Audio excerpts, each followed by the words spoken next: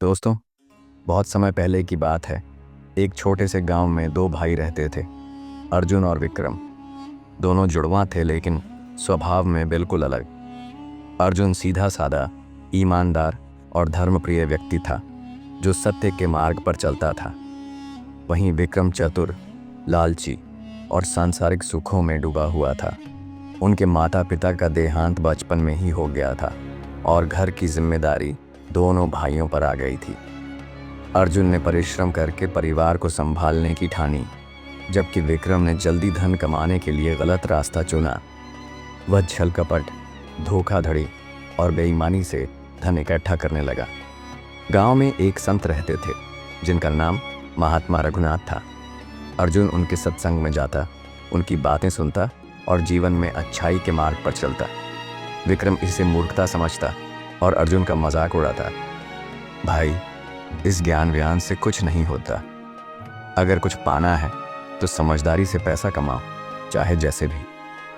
अर्जुन हर बार उसे समझाने की कोशिश करता, लेकिन विक्रम नहीं मानता। समय बीतता गया। अर्जुन की ईमानदारी के कारण वह गांव में सम्मानित व्यक्ति बन गया, लेकिन वह बहुत गरीब था। वहीं विक्रम धनी बन गया, लेकिन उसकी कमाई पाप से भरी थी। गरीबों का शोषण, झूठ, धोखा और चोरी। एक दिन विक्रम ने एक गरीब किसान की जमीन जबरन अपने नाम करवा ली।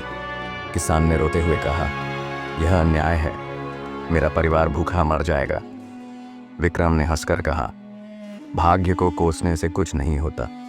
अगर मेहनत करोगे तो तुम्हें फिर से जमीन मिल जाएगी।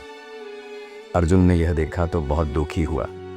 उसने विक्रम को चेतावनी दी, भाई, पाप का घड़ा जब भरता है तो फूटता भी है। तुम जो कर रहे हो उसका फल तुम्हें अवश्य मिलेगा।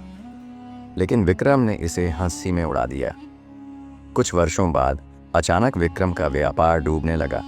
जिन लोगों को उसने धोखा दिया था वे उसके खिलाफ हो गए। सरकार ने उसके काले कारनामों का पर्दाफाश किया और उसे जेल हो गई। जेल में विक्रम ने बहुत कष्ट सहे। जिस धन को उसने अपनी ताकत समझा था वही उसे बचा न सका। उसे एहसास हुआ कि अर्जुन सही था। एक दिन जेल में विक्रम ने सपने में महात्मा रघुनाथ को देखा। संत ने कहा, विक्रम, तुम्हारा यह हाल तुम्हारे ही कर्मों का फल है। पिछले जन्म में तुम एक दानी राजा थे, लेकिन इस जन्म में लोभ ने तुम्हें अंधा कर दिया। फिर भी तुम्हारे पास समय है। यदि सच्चे हृदय से प्रायश्चित करोगे तो तुम्हारे पाप कट सकते हैं। विक्रम नींद से जागा और फूट फूट कर रोने लगा। उसने निर्णय लिया कि अब वह जीवन को बदल कर रहेगा। जेल से छूटने के बाद विक्रम ने अर्जुन से माफ़ी मांगी और संकल्प लिया कि अब वह जीवन का सही मार्ग अपनाएगा।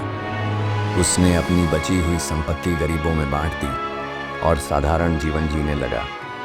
धीरे धीरे विक्रम एक संत प्रवृत्ति का व्यक्ति बन गया। गांव के लोग जो कभी उससे नफरत करते थे अब उसका सम्मान करने लगे।